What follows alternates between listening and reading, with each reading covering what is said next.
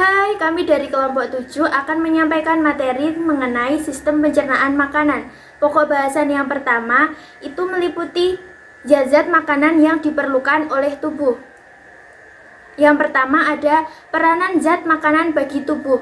Menurut Asmira Sutarto, secara umum fungsi zat makanan adalah sebagai berikut. Yang pertama, memberi bahan makanan untuk membangun tubuh dan memelihara serta memperbaiki bagian-bagian tubuh yang hilang dan rusak. Yang kedua, memberi kekuatan dan tenaga sehingga kita dapat bergerak atau bekerja. Yang ketiga, memberi bahan untuk mengatur proses-proses dalam tubuh. Yang keempat ada membangun dan memelihara tubuh. Kemudian, kebutuhan energi dan menu makanan bergizi seimbang. Kebutuhan energi seseorang adalah konsumsi energi dari makanan yang diperlukan untuk menutupi pengeluaran energi seseorang bila ia mempunyai ukuran dan komposisi tubuh dengan aktivitas yang sesuai dengan kesehatan jangka panjang dan yang memungkinkan pemeliharaan aktivitas fisik yang dibutuhkan secara sosial dan ekonomi. Kemudian, berdasarkan Kementerian Kesehatan RI tahun 2013, bahwa adapun prinsip gizi seimbang terdiri dari 4 pilar yang pada dasarnya merupakan rangkaian upaya untuk menyeimbangkan antara zat gizi dan zat yang keluar dan zat gizi yang masuk dengan memonitor berat badan secara teratur. 4 pilar tersebut adalah sebagai berikut. Yang pertama, mengkonsumsi makanan beragam. Yang kedua, membiasakan perilaku hidup bersih. Yang ketiga, melakukan aktivitas fisik. Dan yang keempat adalah mempertahankan dan memantau berat badan normal. Selanjutnya yaitu struktur dan fungsi sistem pencernaan. Sistem pencernaan manusia itu terbagi menjadi dua, yaitu saluran pencernaan dan kelenjar pencernaan, di mana proses pada sistem pencernaan itu juga terbagi menjadi dua. Yang pertama ada pencernaan secara fisik, yaitu pencernaan yang terjadi secara mekanik yang dilakukan oleh gigi, dan yang kedua adalah pencernaan kimiawi yang dihasilkan oleh enzim. Nah, urutan sistem pencernaan itu yang pertama mulut, lalu ke esofagus, ke lambung, lalu selanjutnya ke usus halus, lalu ke usus besar, dan yang terakhir ke kolon. Nah, yang pertama itu ada rongga mulut. Rongga mulut itu merupakan tempat awal terjadinya pencernaan mekanik dan kimiawi, di mana di dalam rongga mulut itu terdapat gigi. Nah, gigi itu adalah organ pencernaan mekanik yang terdapat pada mulut yang menempel pada gusi. Nah, struktur gigi itu yang pertama ada email, yang kedua ada dendrin, yang ketiga ada pulpa, yang keempat ada cementum, dan yang kelima ada gusi. Macam-macam gigi berdasarkan fungsinya yang pertama ada gigi seri, gigi taring, dan gigi geraham. Selain itu juga macam-macam gigi berdasarkan usianya itu ada gigi susu, gigi sulung, dan gigi dewasa. Di dalam rongga mulut terdapat lidah. Lidah itu tersusun atas otot lurik, epitel kubus, dan membran mukosa. Nah, lidah itu mengandung papila. Papila ini tuh berfungsi sebagai indera pengecap. Selain itu juga lidah berfungsi sebagai indera perasa, mencampur dan mengaduk makanan dengan ludah, dan mendorong makanan masuk ke esofagus. Selain itu terdapat ludah atau saliva. Saliva ini tuh dihasilkan oleh kelenjar ludah yang berjumlah 3 pasang. Nah, proses pencernaan yang terjadi dalam rongga mulut itu yang pertama itu adalah amilum dengan enzim petialin sehingga menjadi maltosa. Kelenjar ludah itu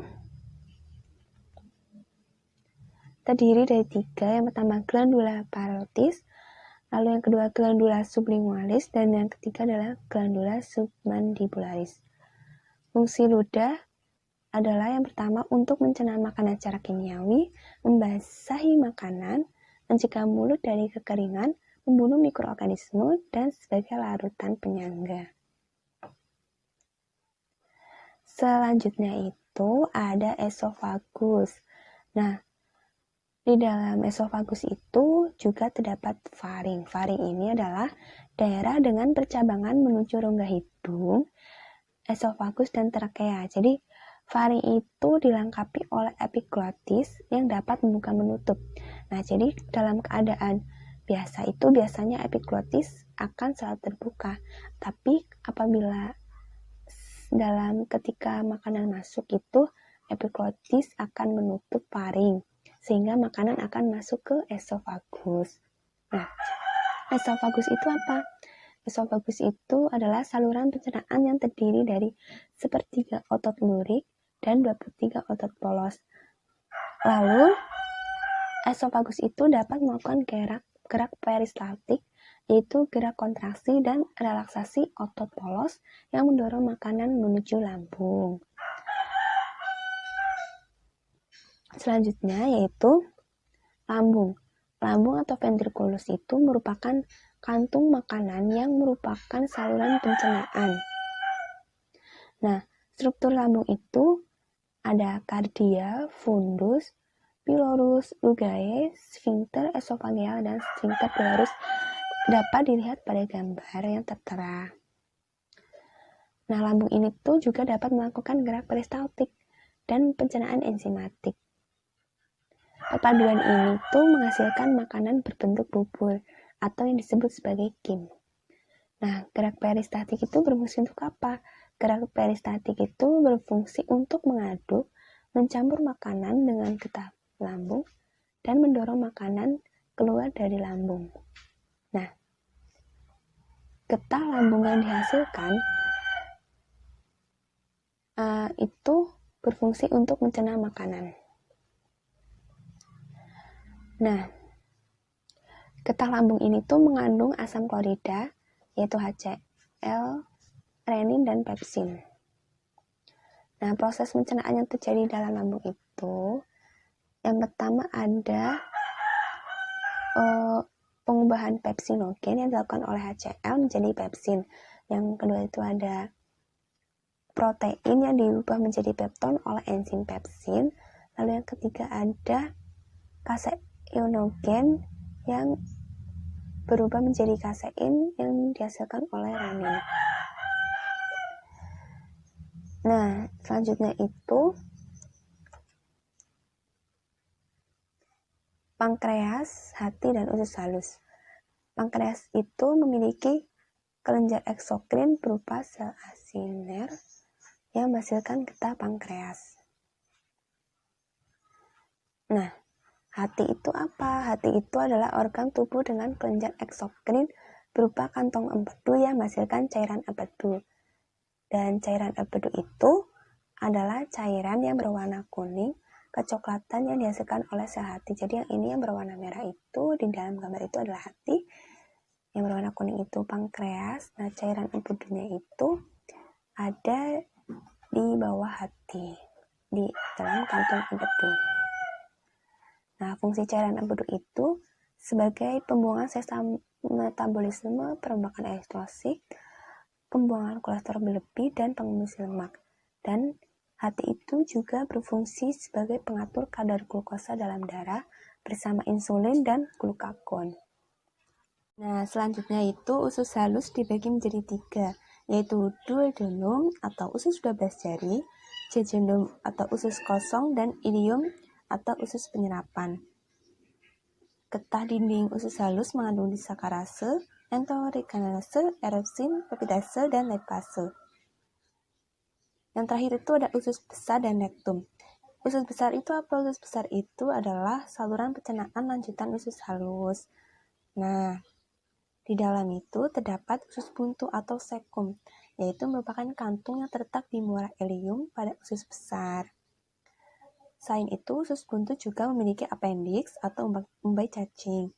Nah, setelah dibentuk, maka feses disimpan dalam rektum sebelum dikeluarkan. Selanjutnya itu, setelah dibentuk, feses disimpan dalam rektum dan terjadi proses defekasi. Defekasi adalah proses pengeluaran zat sisa pencernaan melalui anus. Oke, selanjutnya ada gangguan dan kelainan sistem pencernaan. Nah, apa aja sih gangguan pada sistem pencernaan ini? Yang pertama ada diare.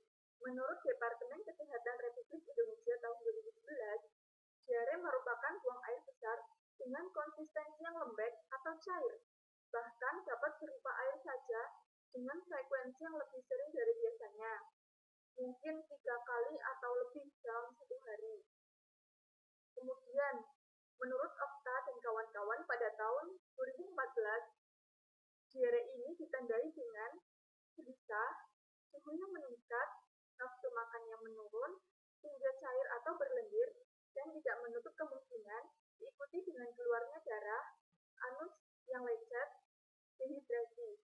Nah, bila terjadi dehidrasi yang berat, maka volume darah akan berkurang, nadi menjadi cepat dan kecil, denyut jantung yang cepat, tekanan darah menurun, keadaan menurun diakhiri dengan shock.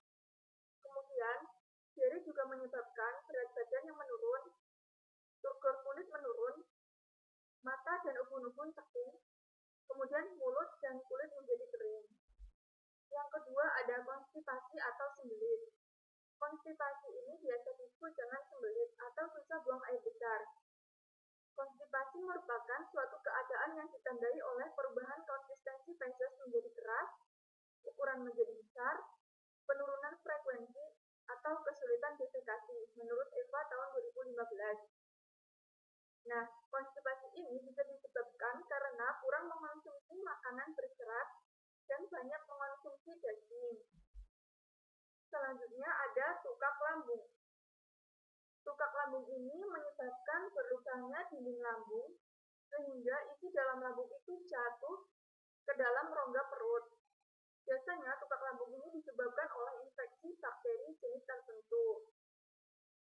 Tukak lambung atau tukak peptik ini merupakan penyakit akibat gangguan pada saluran gastrointestinal bagian atas yang disebabkan oleh sekresi asam dan pepsin yang berlebihan oleh mukosa lambung, menurut Apunduk tahun 2008.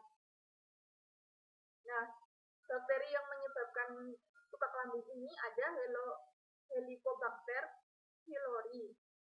Nah, Helicobacter pylori ini diketahui sebagai penyebab utama tukak lambung. Selain NSAID, dan penyebab yang jarang adalah sindrom Zollinger-Ellison dan Crohn disease, menurut Sanusi tahun 2011. Kemudian ada mual dan muntah. Penyebab mual adalah peregangan atau iritasi duodenum dan usus halus bagian bawah. Nah, mual dan muntah ini merupakan aktivitas tubuh yang menyamakan tekanan dalam lambung. Rasa mual ini terjadi bila ada yang membuat lambung terangsang dan seringkali berakhir dengan muntah. Kemudian ada perut kembung. Flatulensi atau perut kembung merupakan meningkatnya jumlah gas dalam saluran cerna. Perut kembung ini umumnya merupakan dampak dari banyaknya gas atau udara di dalam perut. Makan yang terlalu cepat, sering mengunyah permen karet, mengonsumsi minuman bersoda merupakan beberapa penyebab banyaknya gas atau udara di dalam perut. Nah, selain itu, perut kembung juga bisa disebabkan oleh faktor lain. Nah, apa aja? Tadi sudah ada makan terlalu banyak. Kemudian sering mengonsumsi makanan berlemak. Ada sembelit, merokok, serta mengonsumsi minuman yang beralkohol. Kemudian ada gangguan MAH atau gastritis. Sakit MAH merupakan gejala penyakit yang berupa rasa nyeri dan panas pada lambung yang terjadi akibat sejumlah kondisi. Di antaranya yaitu luka terbuka pada lapisan dalam lambung atau tukak lambung, infeksi bakteri Helicobacter pylori, kemudian efek samping penggunaan obat antiinflamasi non-steroid atau OAINS, dan stres.